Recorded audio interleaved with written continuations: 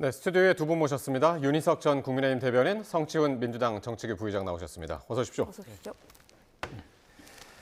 자, 오늘 헌법재판소가 윤 전 대통령 탄핵 심판에 마침표를 찍었습니다. 이렇게 한번 질문을 드리고 싶네요. 오늘 헌법재판소의 선고 중에 예상을 하셨던 거하고 요거는 좀 예상 못했는데, 예, 그 부분을 좀 나눠서 한번 좀 얘기를 들어볼까요? 일단 뭐 예상했느냐 하시는 질문에는 네. 뭐 절차적인 부분에 대해서 다 윤 대통령 측의 주장을 받아들이지 않았다든지 예, 또 비상경 관련한 부분이라든지 이런 것은 딱 들어도 이렇게 말씀하실 것 같다 이런 게 있었는데 제가 네. 놀란 것은 국회 쪽에도 이런 사태의 원인이 있었다. 아하, 라고 말씀하신 부분, 그리고 윤 대통령도 그래서 계엄을 할 만한 어떤 사정이 있었을 수 있다. 이렇게 아주 자세한 어떤 상황 설명해 준 그 부분이 굉장히 이례적이었다고 봅니다. 그러면서도 정치의 틀 안에서 해결했어야 한다. 계엄이라는 방법은 허용되지 않는 것이었다라는 뜻을 밝힌 것, 그 부분이 저는 가장 인상 깊었습니다. 예. 그러니까 윤 대통령 측하고 국회 측은 특히 소추 단장이 누구였죠? 그 정청래 예, 정청래 법사위원장도 그 얘기를 바로 하더라고요. 그러니까 끝난 다음에 내 눈을 보면서 이야기를 하더라. 그거 어떻게 들으셨나요? 사실 그 의회도 제대로 뭐 못한 역할이 있다 분명. 왜냐면은 그 헌법재판관이 딱 그렇게 얘기를 했거든요. 그러니까 뭐 야당이 뭐 그 다수의 힘으로 탄핵을 계속했다 하더라도 뭐 또 예산을 삭감하는 초유의 일을 벌였다 하더라도 그건 일단 지적을 한 거죠. 예. 근데 그런 정치적 존중, 정치적 판단은 존중합니다만 그렇다고 해서 그런 비상계엄이라는 행위를 한 거는 절대 인정할 수 없다. 이것은 법치를 바로 세운 결정이거든요. 사실 그래서 민주당 측에서는 뭐 일부 막판으로 갈수록 좀 불안해하시는 분들도 있었지만 저는 8대0 인용이 나올 수밖에 없다. 왜냐면은 이것 그 대한민국 아무리 대통령제에서 국가 원수인 대통령이라 하더라도 법에 부여된 권한이 아닌 권한을 행사했을 때는 이것은 헌법과 법률의 위반일 수밖에 없고 중대한 위반으로 판단을 받을 수밖에 없다는 예측 때문이었거든요. 그렇기 때문에 헌법소의 최후의 보루인 헌법재판소가 국회 그런 것들에 대한 지적은 했습니다만 저는 법치를 바로 세우는 온당한 판결을 해줬다. 저는 그렇게 받아들였습니다. 그러면 성 부의장께서는 8대0은 예상을 하셨던 것 같고 예. 예상 근데 못했던 거는 뭔가요? 저는 이렇게 보충 의견이 나와서 보충 의견을 통해서 이 우리나라의 그 헌법제도 속에 있는 그 미완 결성, 탄핵 제도와 관련돼서 아직 그 법률 정비가 안 돼 있는 편이거든요. 그렇기 때문에 이런 보충 의견을 꼼꼼하게 담아서 앞으로 있을 탄핵 제도에 대한 완결성을 높여갔다는 것. 저는 예. 이거는 이거는 사실 이렇게까지 완벽하게 만들 거란 예상하지 못했습니다. 헌법재판관들이 이전까지 뭐 우리 헌법소의 최후의 보루고 그리고 엘리트 판사들로 이루어졌던 건 알고 있었습니다만 이렇게까지 설득력 있는 누구나 설득당할 수 있는 그런 내용을 꼼꼼하게 담을 수 있구나라는 거는 저는 사실 판결문을 보고 참 놀라운 예측하지 못한 정도의 완벽함이었다. 저는 그렇게 받아들였습니다. 그러셨군요. 네. 예, 헌재가 탄핵 사유 5개 모두 인정을 했습니다. 어느 것 하나 윤 전 대통령 측의 손을 들어주지 않았거든요. 어떻게 보셨습니까? 애초에 처음에 쟁점 5개라고 알려진 것과 조금 달랐습니다. 그래서 중간에 4개로 쟁점이 줄었다는 말도 있었는데 결국은 5개가 됐고 제가 보니까 이 사법부, 이 법관들에 대한 위치 추적과 체포 지시 이 부분을 또 따로 판단을 했더라고요. 그래서 5개인데 그 부분을 성추행 부의장 말씀처럼 대단히 자세하게 알기 쉽게 그리고 아주 또렷하게 이것은 위헌 위법하고 중대하다는 것을 밝혔습니다. 일반적으로 봐도 예를 들어서 비상계엄을 그 상황에서 발동했다는 것 그리고 포고령 내용 중에 정치활동을 금지한다. 이런 것은 약간의 지식만 있는 분이라도 이거는 헌법의 정면으로 위배된다는 것을 알 수 있는 상황이었습니다. 탄핵 사유가 뭐 4개든 5개든 간에 단 하나만 인정이 돼도 단 하나만 위헌 위법성과 중대성이 인정이 돼도 탄핵이 된다는 점에서 볼 때 5개 모두가 됐다. 예. 다 인정이 됐다 하는 것은 이 탄핵 심판의 결과에 대해서 국민들께서 받아들일 수 있는 그 부분이 굉장히 넓다. 그러니까 오늘의 이 결정에 대해서 이의를 달 수 있는 부분이 거의 없다는 차원에서도 네. 윤 대통령 측에서 무겁게 받아들여야 될 그런 상황이라고 봐야 되겠죠. 예. 그러니까 지금 사유별 헌재 판단 저 그래픽을 보셨습니다만은 동그라미가 5개 사유에서 8분인데 모두 이제 40개인가요? 예, 40개의 동그라미가 네. 쳐진 거죠. 그렇죠. 예, 아주 깔끔한 그래픽이 나왔는데 위치의 의견. 그러니까요. 예, 이런 결론을 내려고 그렇게 시간이 많이 걸렸을까요? 좀 그렇다고 생각합니다. 그래서 사실 이번 판결이 나오기 전까지 재판관들의 무슨 정치적 성향에 따라서 네. 근데 정치적 성향이란 게 사실 누가 임명했느냐에 따라서 뭐 윤석열 대통령이 임명했으면 보수고 뭐 이런 식으로 구분한 다음에 그런 성향에 따라 다른 판결을 할 것이다 이런 예측들을 많이 했잖아요. 사실 그러면서 뭐 5대 3이 될 것이다, 4대 4가 될 것이다 이런 얘기들 많이 했었는데 그럼에도 불구하고 저도 계속 여기서 나와서 몇 번을 얘기했던 것 같은데 이전에 있었던 한덕수 권한대행에 대한 탄핵 심판이나 뭐 최재 감사원장, 이진숙 방통위원장 그럴 때는 뭔가 의견이 뭔가 이런 성향에 따라 갈릴 수는 있어도 윤석열 대통령의 탄핵 심판 내용은 그런 성향과 전혀 상관없이 모두가 똑같이 판단을 내릴 수밖에 없는 명백한 헌법과 법률의 위반이 있을 것이다 그렇게 생각을 저는 했었거든요. 그렇기 때문에 그런 것들이 잘 드러났다고 생각을 하고 그렇기 때문에 지금 더더욱이나 한 명을 임명 안 하고 있지 않습니까? 마은혁 재판관을 임명 안 하는 이유를 마은혁 재판관의 정치적 성향이 너무 진보적이다. 뭐 예전에 과거에 인민논의 활동을 했다 이런 것들을 지적하고 있지 않습니까? 그런 헌법재판관들은 그런 성향과 관계없이 공정한 판결을 내릴 수 있다는 그런 결과를 전 보여줬다라고 생각하기 때문에 네. 하루빨리 한덕수 권한대행이 마은혁 재판관에 대한 임명도 실시를 해야 된다고 생각합니다. 네. 예, 맞는 말씀입니다. 일각에서 이제 한덕수 총리에 대한 지난주 월요일에 탄핵 심판 결과를 보고 재판관들 사이에서 대단한 의견 충돌이 있고 그렇기 때문에 윤 대통령 탄핵 심판 결과도 굉장히 의견이 갈릴 것이다.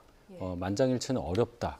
또 결론을 내리기도 어려운 상황이다. 이렇게 이제 예측을 했었는데 오늘 그 쟁점 5개 대해서 8분이 총 그러니까 동그라미가 40개가 나왔잖아요. 네. 이렇게 됐다는 것은 굉장히 그 진보냐 보수냐 중도냐 여기에 치우치지 않고 오로지 법리와 양심에 따라 헌법을 수호하겠다는 그런 전제에 따라서 판단을 내린 것이다. 이렇게 충분히 이해할 수 있고 예. 다만 이제 마은혁 재판관을 지명이 됐음에도 임명을 하지 않은 부분은 여러 가지로 비난하실 수 있는 부분도 충분히 있고 위헌 사항이 지속된다는 점에서도 비판받을 수 있지만은 이러한 결론이 나오기 전에 있었던 정치적 상황과도 무관하지 않기 때문에 탄핵 이전과 이후에 마은혁 재판관 임명과 관련된 사안은 많이 달라질 수 있는 환경이 조성됐다고 저는 생각합니다. 네. 네. 그렇다면 늦어진 이유에 대해서 이 선고 판결문의 완결성을 위해서다. 여기에 더해서 좀 검찰 조서 증거 채택을 두고 재판관 4명의 보충 의견이 갈렸는데 그렇죠. 이것 때문에 좀 길어진 것도 있을까요?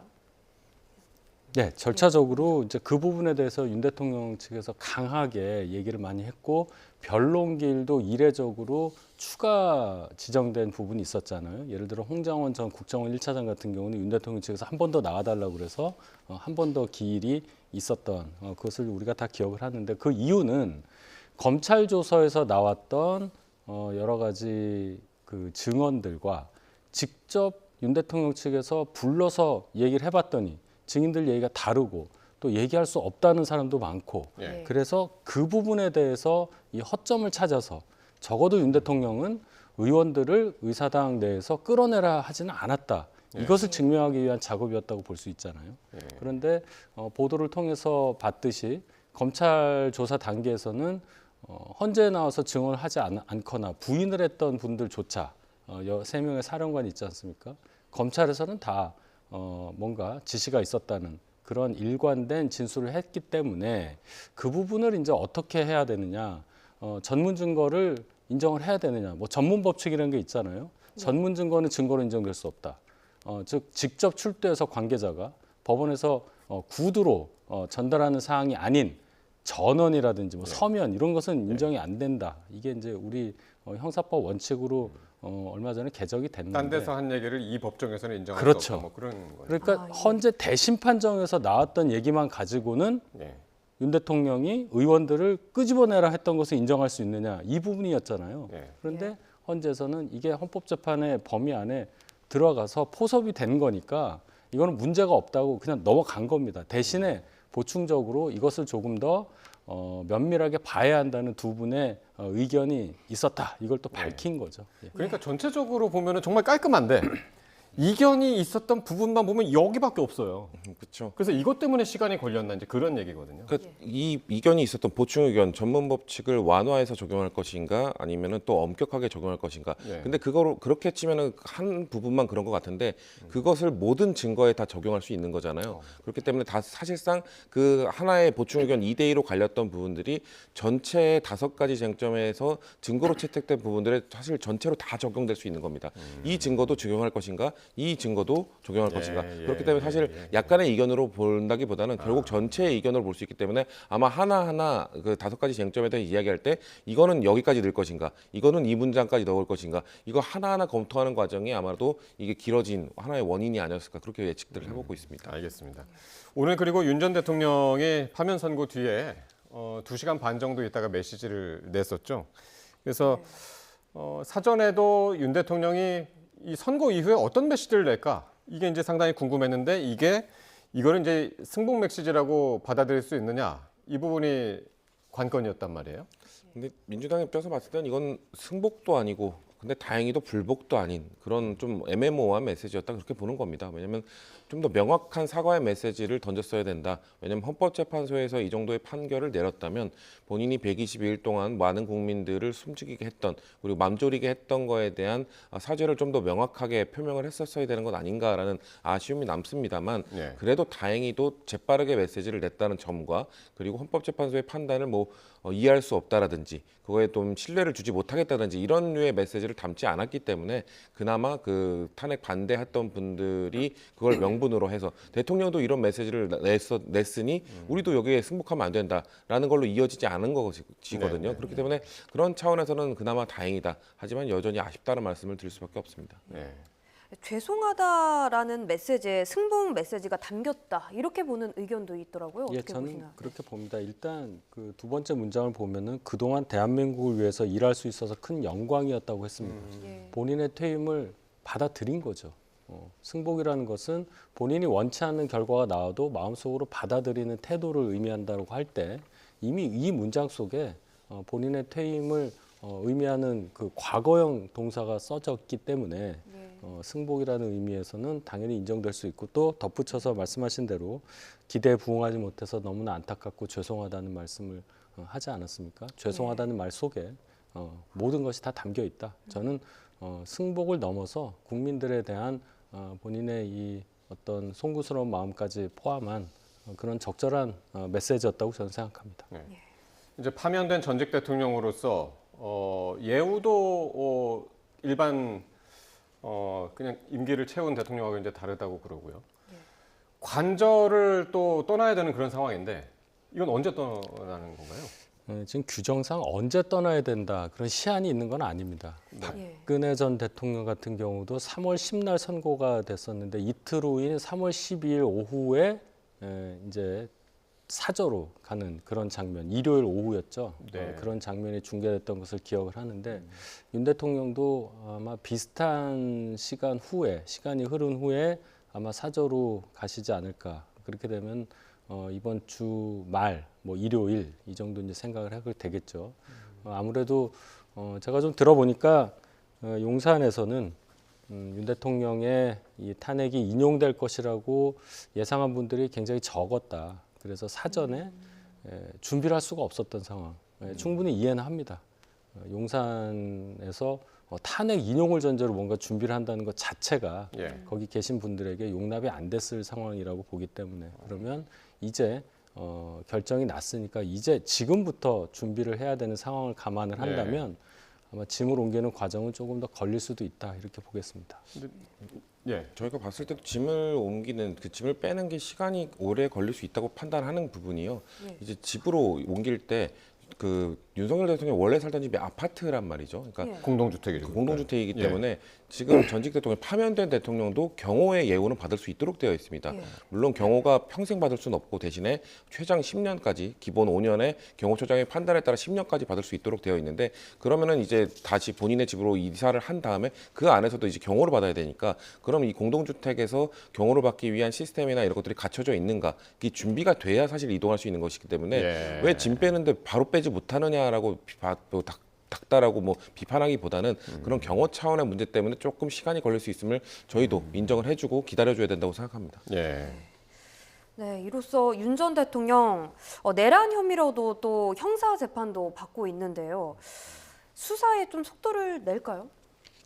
일단 윤 대통령이 신분이 현직 대통령에서 전직 대통령이 됐기 때문에 민간인이 된 겁니다. 그렇게 되면 검찰 입장에서도 공소 유지함에 있어서 어떤 제약이 있을 수 있는 제약이 없다고도 볼 수 있습니다. 이미 이제 재판에 넘겨졌기 때문에 재판 과정을 봐야 되는 거고 관심을 또 갖는 부분은 김건희 여사와 관련한 부분이겠죠. 예. 김건희 여사 관련해서는 현직 대통령의 배우자였던 관계로 수사에 좀 제약이 많았다. 그래서 도이치모터스 사건 같은 경우에는 불기소 처분이 났고 또 조사 과정도 딱 한 번 제3의 장소에서 검사가 출장을 가서 조사를 했던 뭐 그런 과정이 있지 않았습니까? 예. 과연 검찰에서 그런 김건희 여사 관련한 많은 의혹에 관련해서 계속 불기소를 하거나 수사를 안 하거나 조사 자체 시도를 안 하거나 그럴 수는 없다고 봅니다. 예. 그런 차원에서 보면은 윤 대통령은 이제 재판 과정에 임해야 하는 과정, 김건희 여사는 있을 수 있는 수사에 또 대비해야 하는 과정, 두 분께는 그런 사법적인 문제를 처리해야 되는 그런 과제가 남아 있다고 볼 수 있겠죠. 예. 그러니까 오늘 정말 이제 어제가 됐죠. 정말 다행스러운 거는 선거 이후에 대한 혼란 이런 것 때문에 상당히 혼란을 우려했었는데 예상했던 것보다는 상당히 좀 조용하지 않았나 싶긴 한데요. 어떻게 보셨나요? 그렇죠. 일단 경찰이 철저하게 준비를 했고 예. 헌법재판소 주변을 진공 상태로 만들겠다라고 선언을 했고 그거를 잘 이행을 했기 때문에 다행히도 이런 뭐 인명 피해라든지 불상사가 발생하지 않았는데요. 근데 아직 제가 생각했을 때는 그 긴장을 늦추면 안 된다. 왜냐하면 내일도 지금 정광훈 씨 같은 경우는 뭐 본인의 목표지만 뭐 3천만 명이 모여야 된다. 뭐 이런 집회를 예고하고 있는 상황이고 충분히 여전히 이 결정에 대해서 용납하지 못하겠다, 승복하지 못하겠다라고 생각하는 보수 지지층 일부가 계속 모일 가능성이 있거든요. 예. 그렇기 때문에 그 안에서 아마도 좀 선동적 발언도 계속 나올 것이고 격해진 발언들이 나올 겁니다. 그럼 그 안에서 나온 분들이 아마도 좀 흥분된 상태로 혹시나 있을 불상사로 이어질 가능성이 있기 때문에 예. 저는 그때까지 그런 분들이 단 한 명도 없을 때까지 그 경찰이 예의주시하고 관리를 해야 된다. 그리고 저는 정치권도 제 역할을 해야 된다고 생각해요. 공권력, 이 경찰에게만 그 임무를 맡길 것이 아니라 그렇게 좀 흥분되어 있는 양쪽 지지층에 대해서 정당히 그분들에게 메시지를 던지고 정당히 여러분들이 흥분하고 예를 들면 국민의힘 같은 경우는 여러분들의 그 분노를 조기 대선에 대한 열망으로 이어주십시오라는 메시지를 던져주면서 그들의 에너지를 다른 쪽으로 긍정적으로 전환시킬 수 있는 역할을 정당도 함께 해야 된다고 생각합니다. 예. 예. 그렇다고 해서 뭐 보수 진영 아니면 뭐 그 탄핵을 반대했던 분들이 전부 지금 내일 뭐 주말에 집회를 한다는 건 아니잖아요. 예. 그렇죠. 그 집회라는 것에 이제 참여하시는 분들이 어떤 분들이냐를 봐야 될 텐데 네. 일단 탄핵 전이라면 우리가 봐왔듯이 윤석열 대통령 탄핵을 반대하는 분들은 굉장한 열망을 가지고 기대를 가지고 참여했을 가능성이 높잖아요. 예. 그것이 윤 대통령에 대한 지지 표시도 되고 만약에 윤 대통령이 탄핵이 될 경우에는 조기 대선이 벌어지고 그렇게 되면 이재명이라는 민주당의 후보가 당선될 수 있는 가능성이 높다고 판단하니까 그걸 막자 그 두 가지 의지가 합쳐져서 탄핵 반대 여론이 형성이 되고 이제 집회까지 가는 그런 과정이 있었을 텐데 이제 결정이 났습니다. 예. 한쪽 뚝은 무너진 겁니다. 이제 탄핵이 됐기 때문에 그럼 어떤 기대를 가지고 무엇을 위해서 집회에 나갈 것이냐는 그 목적의식 자체가 상당히 희박해졌다고 볼 수 있습니다. 더군다나 전광훈 씨, 뭐 예를 들어 뭐 또 전한길 씨 이런 분들이 장외 집회를 지금까지 주도해 왔다고 봤을 때 예. 그분들이 많은 분들의 어떤 마음을 사로잡아서 뭔가 장외 집회 또 그 열기를 끌어올린 측면은 있지만 예를 들어 그제 있었던 지난 2일에 있었던 재보궐선거 결과를 보더라도 그분들이 선거 현장에 투입이 돼서 네. 나왔던 결과들은 대단히 좋지 않았거든요. 예. 그런 판단들 또 탄핵이 이루어진 상황들 이런 것을 볼 때 전광훈 씨가 아무리 3천만 명이 뭐 나와야 된다 이렇게 얘기를 하더라도 그 이전에 비해서는 아마 참여 인원은 대단히 적을 것이다. 예. 그리고 보수 지지층도 지금 탄핵에 관련된 관심을 조금 이제 바꿔서 예. 앞으로 있어야 하는 조기 대선에 대한 준비 또는 각오 이런 식으로 생각을 바꿀 가능성이 저는 크다고 그러니까요. 봅니다. 네. 말씀하신 대로 4월 2일 재보궐선거가 아주 작은 선거였지만 그런 면에서 보면 상당히 의미가 있었지 않나. 그렇습니다. 예, 싶기도 합니다. 예, 이렇게 시민들뿐만 아니라 윤석열 전 대통령 파면 결정을 지켜본 정치권 표정은 엇갈렸는데요. 네. 발언 직접 듣고 오시죠. 국민 여러분께 대단히 송구하다는 말씀을 드립니다. 국민의 손으로 선출한 대통령이 임기를 채우지 못하고 중도에 물러나게 되었습니다.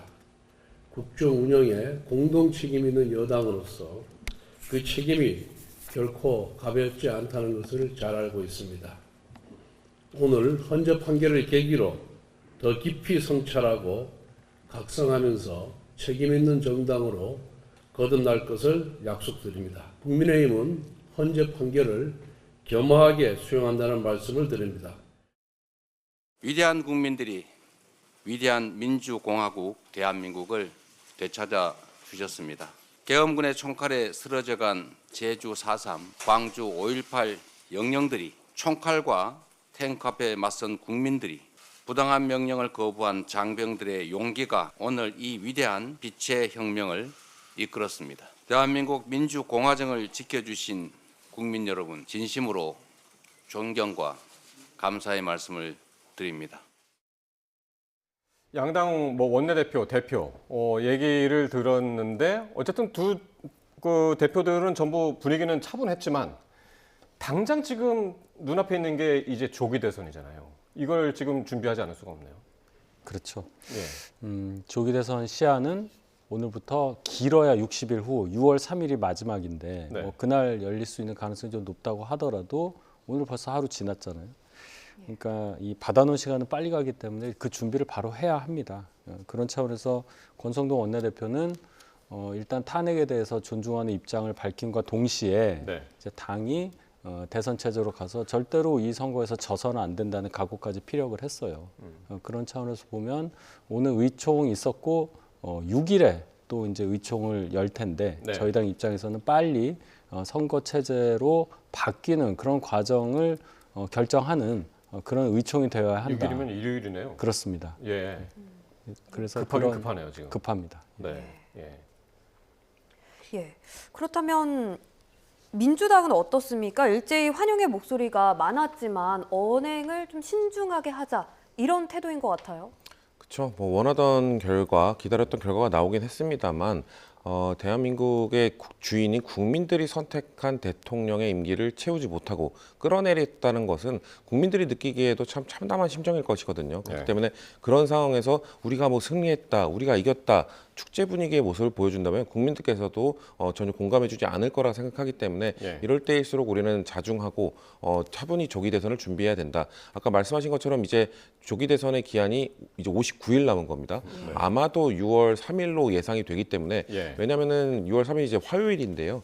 그 이전에 다른 요일들 뭐 6월 1일 월요일이라든지 조금 더 땡겨서 뭐 금요일이라든지 보통상적으로 월 금은 잡지 않습니다. 왜냐하면 대통령 선거는 이제 공휴일이 되잖아요. 그렇기 때문에 주말과 합쳐져서 사실상의 3일 연으로 될 수도 있고 그러면은 휴가를 떠나는 분들이 많아져서 투표율에 영향을 줄 수도 있기 때문에 그런 것도 그렇기 때문에 있겠네요. 그래서 아마도 화수목 중에 잡고 그 전주로 하기에는 안 그래도 그렇지 않아도 짧은 대선 기간이 더 짧아지면 안 된다. 왜냐하면 주권자들에게 충분하게 양당 모든 정당들의 정책과 비전을 보여드리고 후보자를 충분히 보고 판단할 수 있는 시간을 드려야 되는데 더 짧아지게 된다면 그런 선택의 기회를 더 뺏는 것이다라는 것 때문에 아마도 6월 3일 될 가능성이 매우 높죠. 다만 한 가지 걸림돌이 지금 남아 있는데 예. 6월 3일이 전국 그 고3 학생들의 모의고사 기간이래요. 아하, 그래요? 그 날짜가 물론 2달이나 남긴 했습니다만 고3 학생들에게는 1년 스케줄이 이미 다 나와 있는 상태에서 공부를 해왔던 거기 때문에 예. 아마도 그 교육부나 관련 부처랑 이 협의들을 좀 한 다음에 그래야겠네요. 한덕수 권한대행이 최종 결정을 할 거라고 보는데, 근데 모든 다수의 예측은 아마도 그렇다고 하더라도 모의고사 날짜를 조금 변경하더라도 예. 6월 3일을 통해서 전체 국민의 이익, 전체 국민의 선택권을 좀 더 보장할 수 있는 쪽으로 가지 않을까. 그렇기 때문에 59일 뒤에 대선이 치러질 거라고 생각하는 사람들이 많은 것 같습니다. 어쨌든 뭐 시간이 남은 거는 양당 똑같이 남은 거고, 뭐 양당뿐만이 아니라 이제 전체적으로 그렇게 남았는데, 그러면 앞으로 정치 스케줄이 어떻게 되나요? 저 그 대선까지 국민의힘에서는 어떻게 잡고 있나요? 일단 6월 3일이 대선이라고 가정을 하면 네. 5월 11일까지 본선거에서 후보 등록을 해야 합니다. 그러니까 모든 당, 대선에 나서고자 하는 당은 5월 11일 전에는 후보를 선출을 해야 되죠. 그런데 8년 전에 있었던 조기 대선의 경우를 보면 저희 당은 탄핵 선고 이후에 딱 3주 된 날에 후보를 선출을 했습니다. 아, 당시에 3월 10날에 탄핵 선고가 홍준표 났는데, 후보로. 예, 3월 31일 금요일 날에 홍준표 후보가 후보로 확정이 됐거든요. 그러니까 지금부터 이제 3주 후면은 충분히 저희 당의 후보가 선출이 돼서 존재할 가능성이 크기 와. 때문에 예. 조금 더 당기자는 말도 있습니다. 아 그게 예. 가능한가요? 뭐 충분히 가능합니다. 제가 볼 때는. 예. 그 스케줄들 쭉 보면은 이제 전국을 돌면서 토론회도 하고 하는데 예. 그 사이에 이제 비어 있는 날들 좀 있으니까 그것을 당긴다면은 3주도 안 걸린 상태에서 후보 선출도 가능하다. 예, 그것은 뭐 당의 의지에 달려 있다고 봅니다. 민주당은요? 민주당도 마찬가지입니다. 그리고 그 아까 5월 11일 후보 등록 말씀을 하셨는데 네. 5월 4일이 그 지금 현직 광역단체장들 지금 양당 모두 그 자치단체장들도 후보군에 있기 때문에 그들의 사퇴 기한이 또 있습니다. 그렇기 예. 때문에 사실상 아마도 민주당도 마찬가지로 4월 안에 모든 경선을 마칠 것으로 예상이 되고요. 지금 사실 뭐 어떻게 그렇게 짧은 시간 안에 경선을 할 수 있지라는 생각들을 하실 수 있는데, 지금 대한민국의 거대 정당들 국민의힘이나 민주당 마찬가지로 이런 경선을 숱하게 치러왔기 때문에 언제든 바로 내일이라도 경선을 시작할 수 있는 그런 시스템을 갖추고 있습니다. 그렇기 때문에 물론 그 경선도 너무 납축적으로 하게 될 경우 당내 구성원들에게 선택할 시간, 후보자들의 이야기를 충분히 들을 시간을 제공하지 못한다는 단점을 갖고 있습니다만 예. 특수 사례 아닙니까? 지금 특수적인 상황이기 때문에 그런 것들을 고려해서 최대한 전국을 도는 일정도 최대한 그룹 지어서 최대한 단축시키는 그런 방법, 다양한 방법들이 있기 때문에 민주당 역시 아마 한 최소화시켜서 경선을 치르지 않을까 그렇게 예측하고 있습니다. 대선 후보가 되려면 이재명 대표는 대표직을 놔야 되잖아요. 그렇죠. 내려놓을 건데 아마도 이번 주 주말이라는 예측들도 있었지만 다음 주까지 가야 될 것 같고요. 제 개인적으로는 아마도 국무회의 통해서 최종적으로 선거 날짜가 잡히면 그때쯤 대표직을 내려놓는, 왜냐하면 경선을 본인도 뛰어야 되기 때문에 예. 경선을 뛰기 위해서는 당대표직을 내려놓는 게 맞죠. 그렇기 때문에 아마도 최종 결정이 날짜가 박히는 날, 날짜가 선고가 되는 날 사퇴를 하시지 않을까 그렇게 예측을 하고 있습니다. 예. 국민의힘에서는 윤 전 대통령과의 관계 설정도 과제일 것 같은데 어떻게 보시나요? 당장 이제 예. 막탄핵이 됐기 때문에 윤 대통령에 대해서 어떻게 해야 한다, 이렇게 방침이 서 있는 건 아닐 겁니다. 그러나 지금 저희 당에서 보면 잠재적인 대권 주자들이 윤 대통령을 중심으로 해서 탄핵을 반대했었던, 그래서 윤 대통령 지키자 이런 쪽에 섰던 분들과 그렇지 않은 분들이 확연하게 나눠져 있는 상황이죠. 근데 이제 대선을 치르자면은 이미 윤 대통령이 탄핵이 됐기 때문에 어떤 식으로든 기존의 입장을 좀 바꿀 수밖에 없는 상황인 것은 맞습니다. 차별화를 해야 된다는 것인데요. 그것은 윤 대통령에 대한 탄핵을 반대하고 계셨던, 또 여전히 이번 탄핵 결정에 대해서 받아들이지 못하고 계신 다수로 추정되는 지지자 또는 저희 당의 구성원들의 이 마음을 잘 보면서 행보를 하는 그런 과정이 있을 수밖에 없다고 봅니다. 그래서 그것을 뭐 지금 당장 어떻게 해야 한다 이런 말씀 드리기가 상당히 어렵습니다. 국민의힘이 윤 대통령과의 관계 설정이 과제라면은 민주당에서는 아무래도 비명계 후보들과의 어떤 통합 뭐 이런 게 아닐까 싶긴 한데요. 가장 중요하죠. 끌어안기? 뭐 이런 거. 가장 중요한 게 왜냐하면 이재명 대표가 지금 뭐 지지율에 있어서는 압도적으로 앞서고 있습니다만 이재명 대표의 지지율만으로 본선에서 승리할 수 있는 건 아니거든요.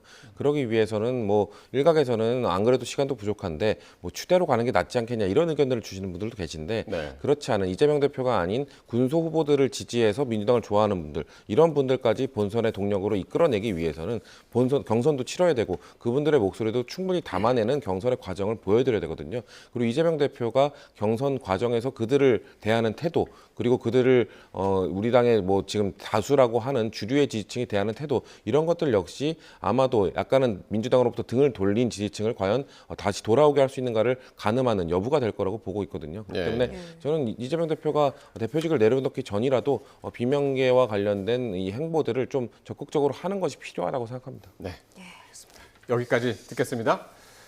지금까지 윤희석 전 국민의힘 대변인, 성치훈 민주당 정책위 부의장이셨습니다. 고맙습니다. 고맙습니다.